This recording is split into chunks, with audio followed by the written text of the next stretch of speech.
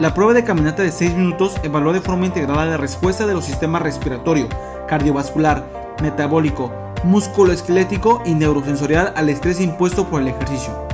Esta consiste en medir la distancia máxima que un individuo puede recorrer durante un periodo de 6 minutos caminando tan rápido como le sea posible, con el fin de ser utilidad clínica para la clasificación, seguimiento y pronóstico de los pacientes portadores de diversas enfermedades respiratorias. Además, la prueba permite medir el efecto de intervenciones farmacológicas, quirúrgicas o de rehabilitación sobre la capacidad física de los pacientes. ¿Cómo realizarla? Se tomará de referencia para la prueba 30 metros de largo en línea recta, en los que la paciente tendrá que caminar esos metros de ida y vuelta durante 6 minutos. Para empezar la prueba. Paso 1. Se tomará la presión arterial, la frecuencia cardíaca, la saturación de oxígeno y la escala de Borg en estado de relajación y se registrará en una bitácora. Nuestro paciente tuvo una frecuencia cardíaca de 86, una presión arterial de 90/80, una saturación de oxígeno de 99 y en la escala de Borg presentó un 0. Paso 2. Se empieza a caminar lo más rápido que el paciente pueda y se empieza a cronometrar el tiempo registrado, al igual que las vueltas que dé el circuito en 30 metros.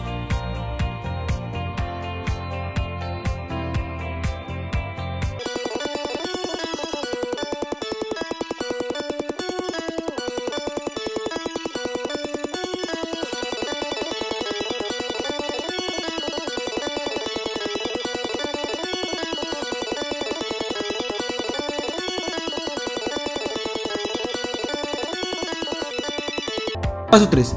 Al minuto 2, el terapeuta tiene que tomar los valores mencionados anteriormente, sin que el paciente se detenga, al igual que registrar en qué metros llegó a los 2 minutos.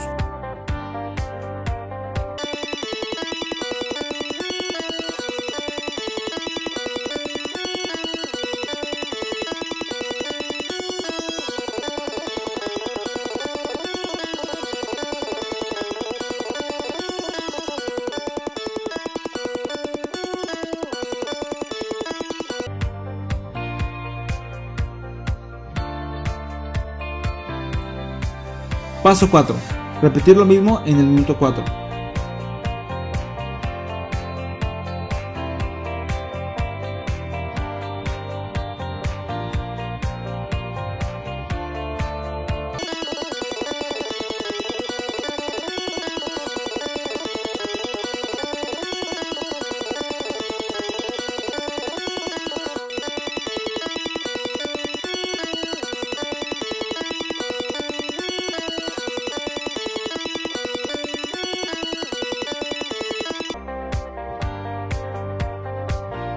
Paso 5. Al llegar al 6, el paciente tendrá que sentarse inmediatamente y que le tomen los datos y detener el cronómetro.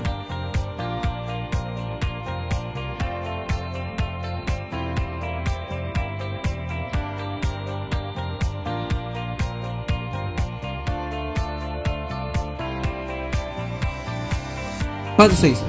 Volver a cronometrar y esperar al minuto 3 de descanso y tomar de nuevo los datos. Lo mismo al minuto 5.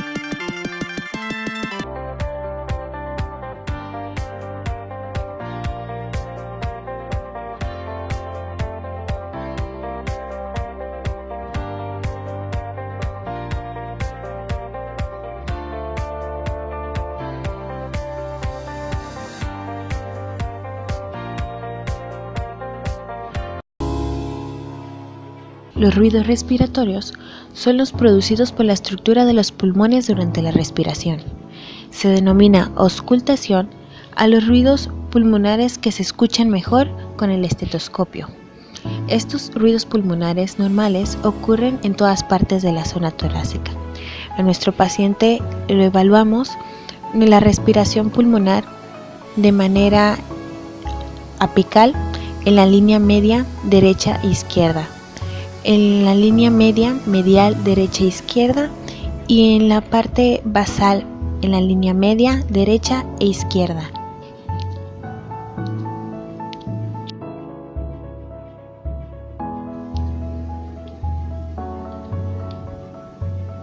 Mediante un estetoscopio, el fisioterapeuta puede oír ruidos respiratorios normales, disminución o ausencia de ruidos respiratorios y ruidos respiratorios anormales.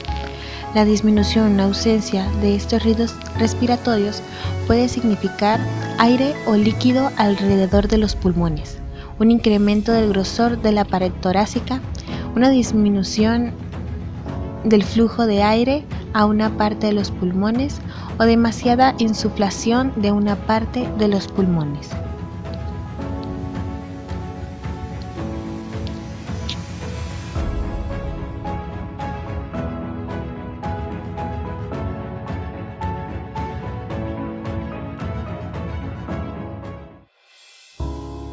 La evaluación de la expansión torácica tiene por objeto detectar diferencias comparando ambos hemitórax, dado que en la inspiración el movimiento de los arcos costales amplía los diámetros anteroposterior y transversal en forma simétrica. El examinador se coloca en línea recta por detrás del paciente sentado, apoyando ambas manos plenamente, abarcando los arcos costales y dirigiendo los pulgares hacia la línea media. En una inspiración profunda, el tórax de un adulto sano expande ambos hemitórax en un rango variable de 5 a 10 centímetros. La maniobra se puede repetir colocándose frente al paciente y colocando las manos en el reborde costal con idéntica técnica. Esta maniobra puede descubrir la falta de expansión suficiente en forma unilateral o bilateral. No detecta anomalías leves, de modo que si el operador es capaz de detectar la falta de expansión de uno o ambos hemitórax, es porque la lesión causal es de gran magnitud. No obstante, severas patologías pleuropulmonares no son detectadas por esta maniobra.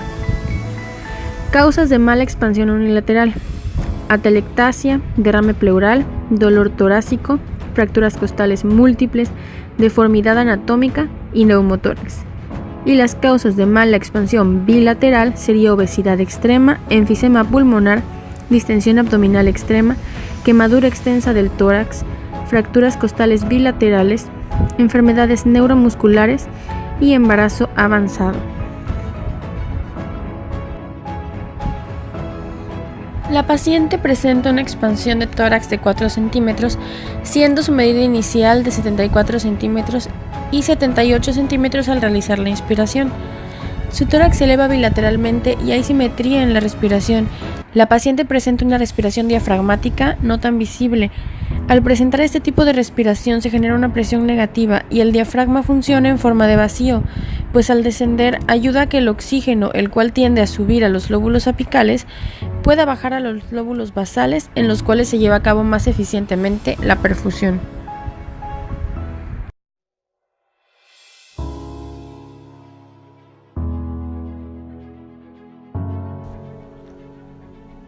Anatómicamente hablando, el tórax se divide en 4 caras: anterior, posterior y 2 laterales. Como ya sabemos, el tórax tiene líneas de referencias anatómicas y estas se les conoce como línea axilar anterior, línea medio clavicular, línea medio esternal, tercera costal y octava costal. Hay varios tipos de tórax.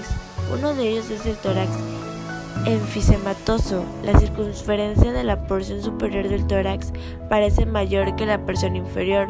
El esternón sobresale y el diámetro del tórax es mayor de lo normal.